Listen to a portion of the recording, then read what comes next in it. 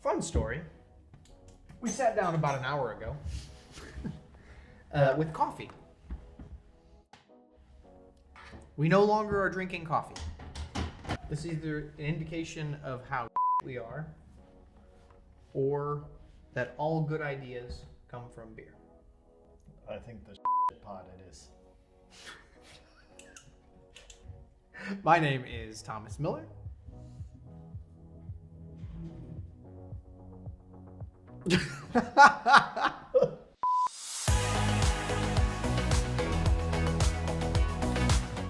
My name is Thomas Miller, and this is Markus Böhm, and this is SKALD Talk, episode 1. That is the first take that I actually have gotten his name right. I'd like to point that out. Almost right. Though. Almost right. Close enough for a non-German native to get a name like that right. I'm impressed. All right, we're starting out great. We started with coffee, we now have beer. This is episode 1 of SKALD Talk, where we talk about SKALD, which is the upcoming project from Bergschneider. It's a community platform designed to basically provide creative costume designers, costume makers, offline gamers, creatives a space to share their stories and adventures in a new way. It's kind of part of the DNA of Bergschneider, that we always try to not be a parasite to the community, but kind of feed back into the community our experiences and our there's a bug flying around. Yeah, it's part of the DNA of Bergschneider to basically not have a parasitic relationship to the community we interact with, but rather coexist or even feed some of our resources back into the community to help the community strive. Right. I think you need to fix the light. It's getting darker. Getting dark again? How's that? Yeah. So then the big question, what is SKALD? Yeah. SKALD in the beginning was just an idea. We started Bergschneider 4 years ago. Mm-hmm. And right when we started it, we had that feeling that the first objective of Bergschneider was we had that feeling that there is a big gap in the market between very high-end artisan-made, handmade costumes and clothing, and the, let's say, under-detailed off-the-shelf products that were in the market at that time. And we had the feeling that there is a big gap that needs to be closed, not going into competition to the artisans, but basically raising the bar for off-the-shelf products. And but a similar feeling we had about community spaces in the digital realm. There were spaces like Facebook and Instagram that are being utilized, but they are not tailored to that community. And we had that idea and feeling that there is something that needs addressing, and but at that point it was just a feeling. We didn't have a clear idea of what is it that is really needed. And so we started developing this.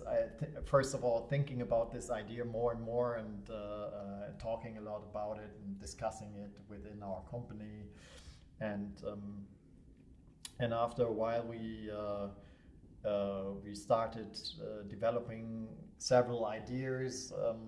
One of those ideas was called Charbook. Charbook at the time. Where we had that idea creating a Facebook-like application, but only for virtual characters, for fictitious characters, and I liked that idea, and I think it had a lot of merit, but it had some gaps, things that it didn't really do that I know that both of us really felt were missing, and also the name was a Pokemon. Yeah. Okay. So we had Charbook, and then that kind of developed. I mean, we ran through some tests. We looked at some different ways of kind of exploring this idea, and then we ended up with SKALD.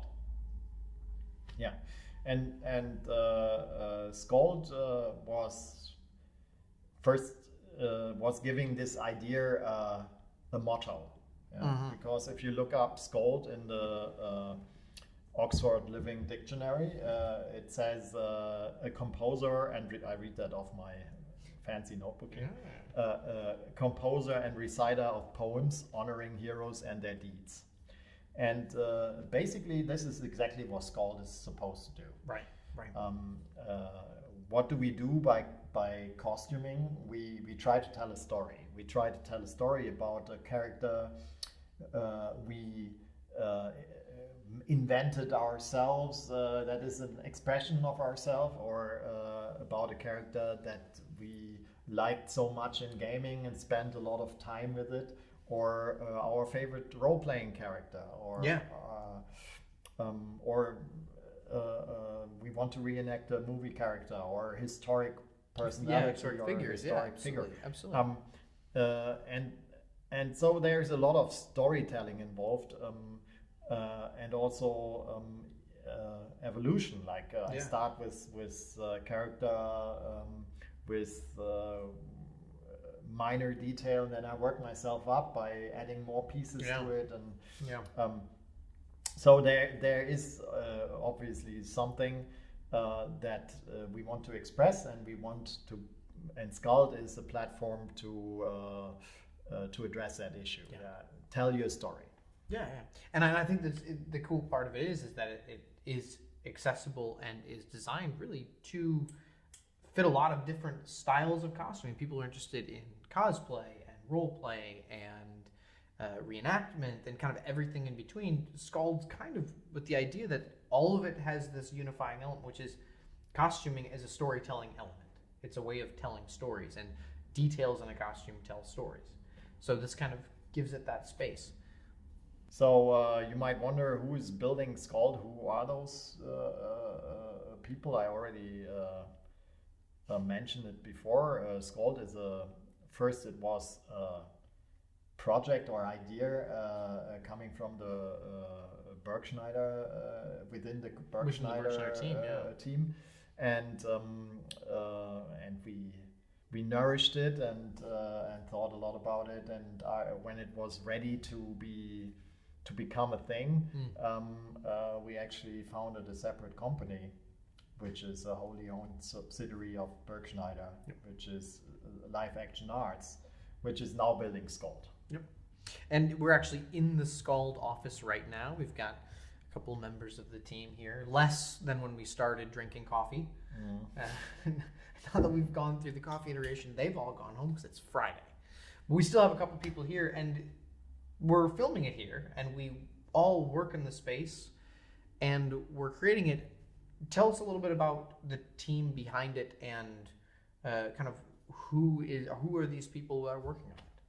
Basically, SKALD is done or produced or designed and developed by a whole bunch of people. From the people being really employed and to people that work as interns or interns, contractors, a bunch of people. So we have a front-end development team, we have a back-end development team, we have a design team, and a visual team, which is basically you. Me. And our sound engineer, Chris, behind the camera. Thank you. Chris waved silently, as all good sound engineers. Yeah. You didn't hear a thing. So basically, we have this team of people who are in the process of developing this, and really the kind of the unique thing about this SKALD project is it's designed by people who would also be using it. Guys like Tim, which you'll see Tim here and there throughout, and he'll probably sit down for a chat at some point in the future. Tim is a con guy, goes to cosplay conventions, is big into that scene, and he's the kind of person who would be using Skald as a storytelling tool for that space. I'm a LARPer. I enjoy LARP. We've got other people in the team that are big into the tabletop scene, and people who are into the card game scene, and all of these spheres kind of work with Skald because that unifying element of storytelling through costuming. Yeah, not necessarily through costuming. It's also about experiencing alternative universes, alternative realities, and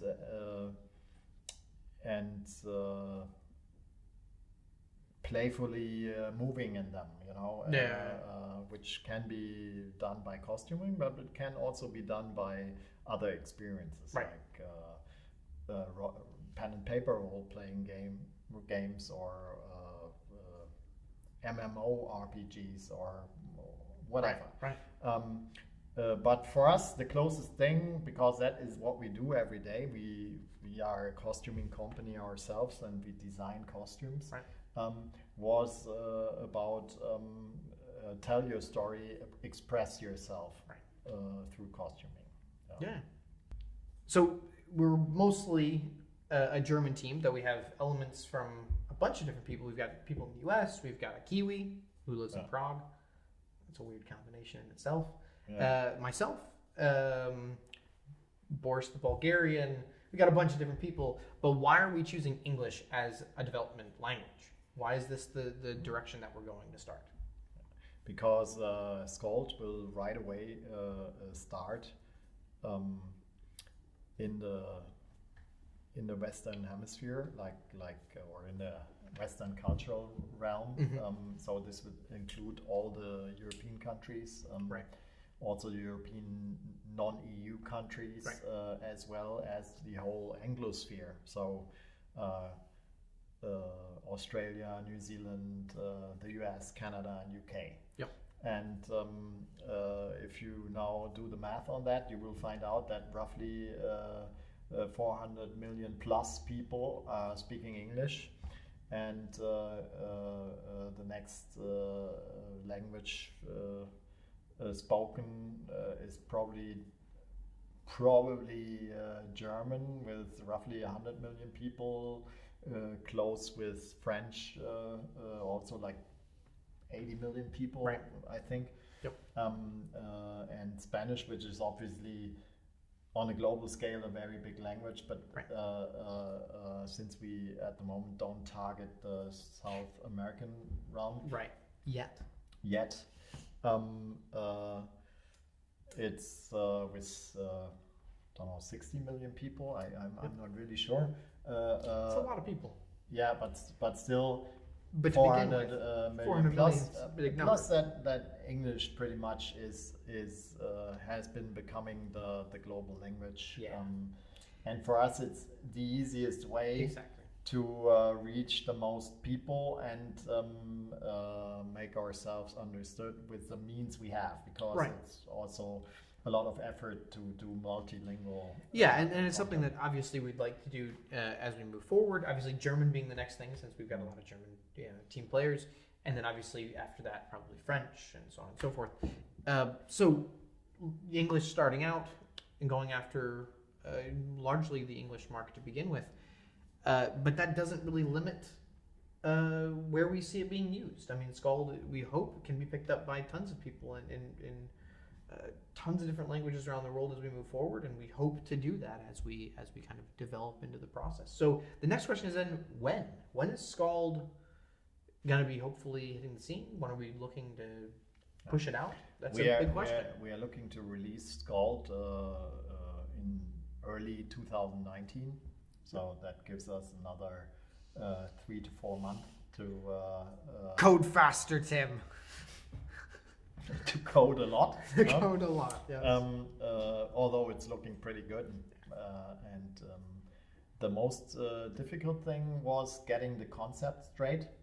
Having a coherent concept that makes sense. Yeah, and something that, although it is kind of I would say, groundbreaking in a lot of ways, the way that we're going to be approaching this. Something that we will be talking about in the next episode of SKALD Talk. That's true. We will discuss or address the business side of SKALD as well as the mechanics and the stakeholders. Yep. So what is it people will do on SKALD, and how will they be able to benefit from SKALD? That's Right. a big point. Yeah. So looking forward to that and getting to that point where we can talk about those things. But for episode 1, we are done. See you next time.